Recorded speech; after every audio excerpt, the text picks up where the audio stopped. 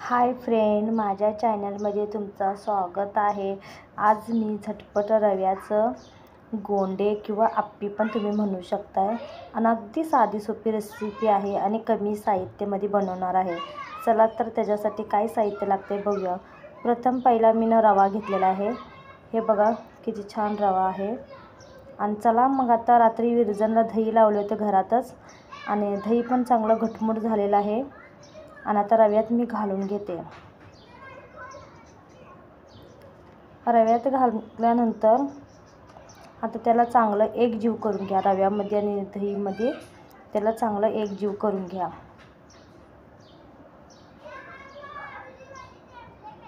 आणि खूप कमी साहित्यामध्ये करून दाखवणार आहे आणि खूप छान आणि झटपट तुम्ही नाश्त्याला बनवू शकता। आणि दही जेवढं आवश्यकता आहे तेवढं तुम्ही घालून मग वरती थोडं पाणी एक वाटीवर तुम्ही घालू शकताय। मग छानपैकी त्याला छानपैकी असं रबरबीत चांगलं करून घ्या। खूप पातळ नाही, खूप घट्ट पण करायचं नाही। आणि हे चांगलं मिश्रण झालेलं आहे बघा कसं सॉफ्ट झालेलं आहे। दही आणि रवा चांगलं सॉफ्ट आणि भिजले गेलेलं आहे बघा। मग चला तर मग प्रथम आता घालून झालेलं आहे माझे दही। आणि आता मी सोडा घालत आहे। सोडा कशासाठी घालतात की चांगलं फुगावं म्हणून।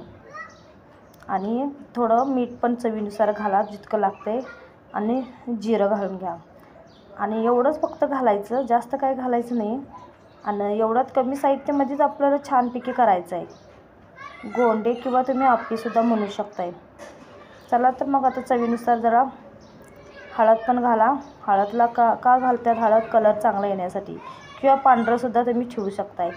आप्पी खूप छान लागते आणि टमाटर सार बरोबर तुम्ही खाऊ शकताय। चला तर मग आणि सॉस बरोबर। चला तर माझं भिजले गेलेलं आहे आणि कसा पीस झालेला आहे बघा। अगदी रबरबीत, घट्ट पण नाही, लई पातळ पण नाही। चला तर मग आता तयार झालेलं आहे माझं आणि सॉफ्ट पीठ झालेलं आहे, छान झालेलं आहे। आणि 10 मिनटं जरा भिजवायला ठेवायचं। चला तर मग आता मी आप्याचं भांडं घेतलेलं आहे। आता एक एक चमचा करून जरा जरा थेंब आता मी तेल घालून घेते। थेंब तेल घालून घ्यायचं। आणि जे भिजलेला रवा आहे 10 मिनटं ठेवलं होतं भिजवायसाठी, म्हणून आता त्याला घालून घेते एक एक करून।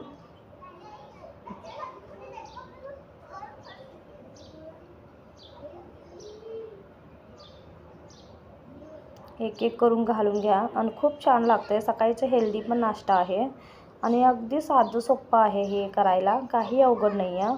पोहे उपीट करण्यापेक्षा हे जास्त असं साधे हेल्दी नाश्ता आहे सकाळचा झटपट बनणारा। तुम्ही सकाळी करू शकताय, मुलांना टिफिनला पण तुम्ही देऊ शकताय नाश्ता नवीन। चला तर मग आता 5-10 मिनटं बारीक गॅस करून शिजायला ठेवूया। आणि हे बघा एक साईडचं तर शिजत आलेलं आहे। आता मी खालची बाजू पलटून घेते। हे बघा परतून घ्यायला लागलो आहे। आता वरची बाजू ते खालची बाजू करून घ्या आणि चांगलं त्याला एक 5 मिनटं ठेवायचं परतल्यानंतर असं। आणि खूप छान लागतं हे गोंडे, आम्ही तर जास्त करून गोंडे म्हणतोय। आणि ह्याला आप्पीसुद्धा असं नाव आहे, ह्याला आप्पीसुद्धा म्हणू शकता, रव्याचं आप्पी। आणि खूप छान लागते। तुम्ही पण नक्की ट्राय करा। आणि मला आप्पी कसे वाटले तुम्हाला मला कमेंटमध्ये हे पण कळवा की तुम्हाला आप्पी कशी वाटली रव्याची। आणि मला कमेंटमध्ये नक्की कळवा की लाईक आणि सबस्क्राईब नक्की करा आणि मला सांगा कशी वाटली आप्पी तुम्हाला। चला तर मग 5 मिनटात माझं झालेलं आहे, परतून शिजलेलं आहे बाजू ते पण। आणि खूप चविष्ट झालेलं आहे, छान झालेलं आहे, काही अवघड नाही। कमी साहित्यामध्ये मी रव्याचं आप्पी केलेलं आहे। तुम्हाला कसे वाटले कमेंटमध्ये नक्की कळवा आणि माझ्या चॅनलला लाईक आणि सबस्क्राईब नक्की करा।